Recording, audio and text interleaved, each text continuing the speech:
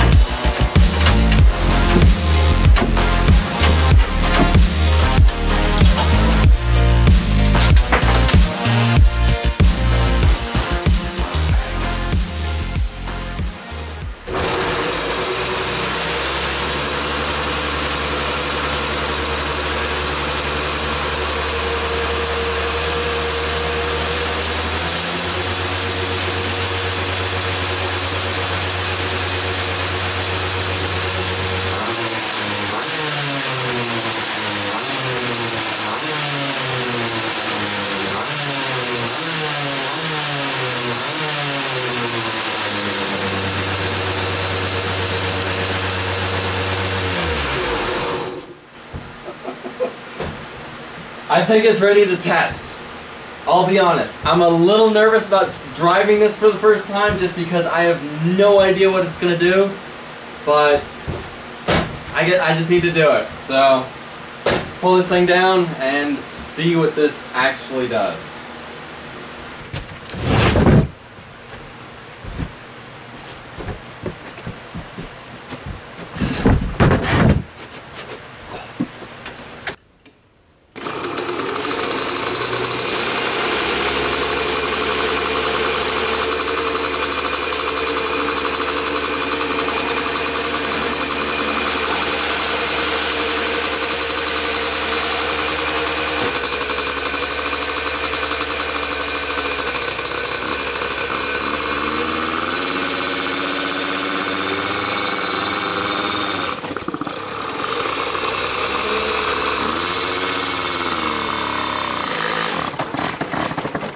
Oh.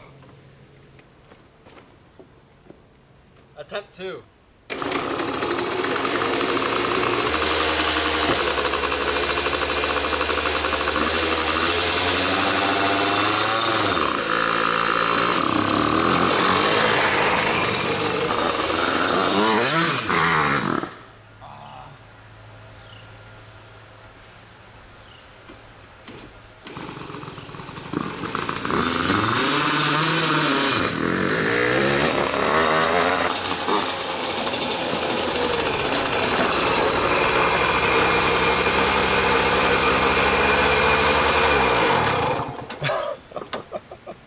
I can already tell this thing's gonna be a lot of fun.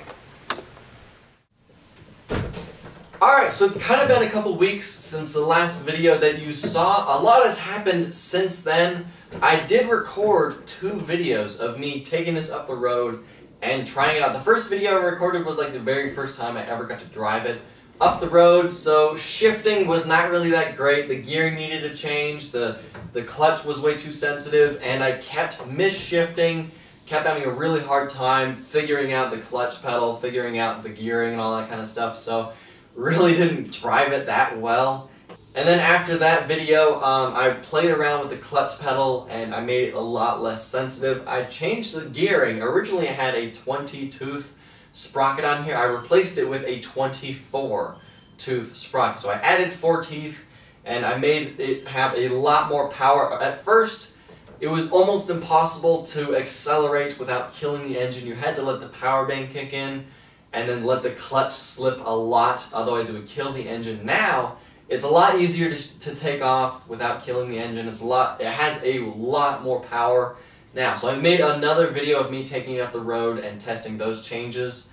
I ran my speedometer app that video and I wanted to see. I didn't do a full test. I didn't push it to the max. I didn't, I did get it in 6th gear, but I didn't floor it. So, that'll be for another video. But, I did get to test those changes and it was a whole lot more easy to, change gears, a lot easier to take off without killing the engine, and it had a lot more power. So at first I wasn't really sure what I was going to do with those videos. I did upload them. They're not public right now. At first I was thinking about just not uploading them or maybe taking a couple clips and adding it to the ending of this video.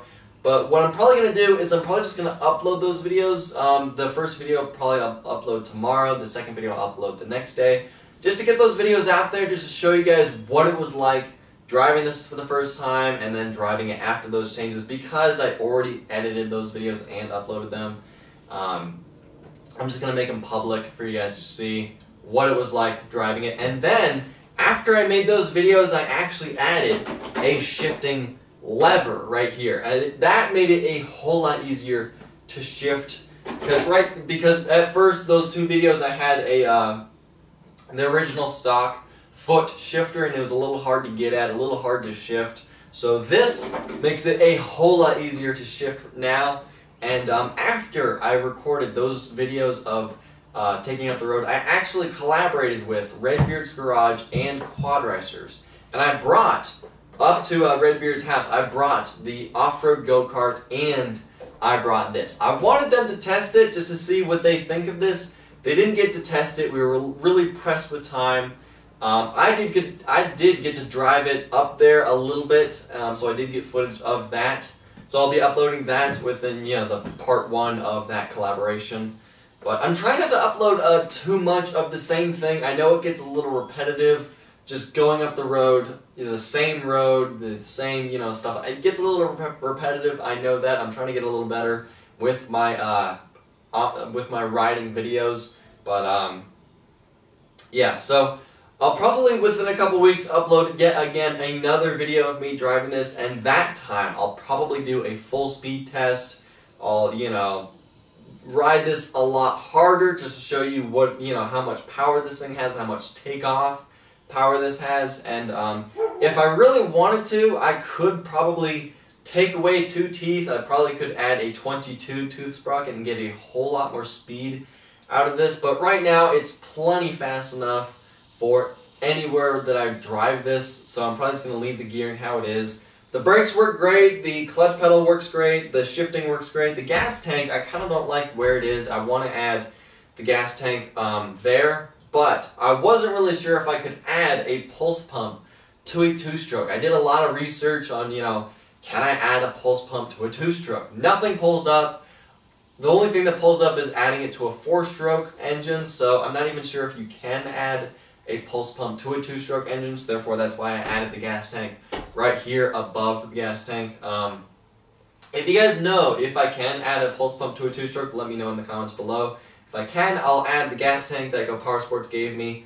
I'll add it right there where it normally goes on a shifter cart and take away this. The steering wheel I know it's upside down.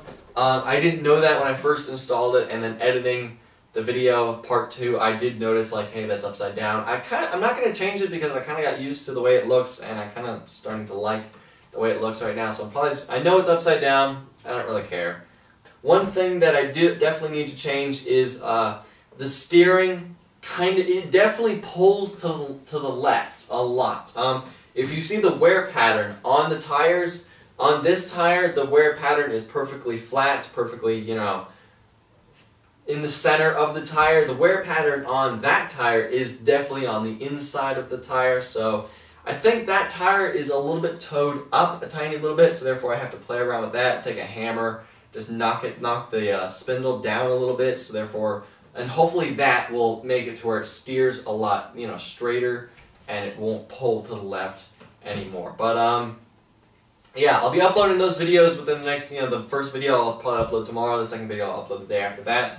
And then, you know, part 1 of collaborating with Redbeard and the Quad Rashers, probably upload, you know, Sunday, hopefully. And now I have to thank Go Power Sports for sending me all the parts I use for this go-kart. Everything you see here, I'll be leaving links to all this stuff in the description below. Go check all that out. But yeah, this video is definitely long enough. I gotta end the video here. Thank you for watching. Subscribe. And have a nice day.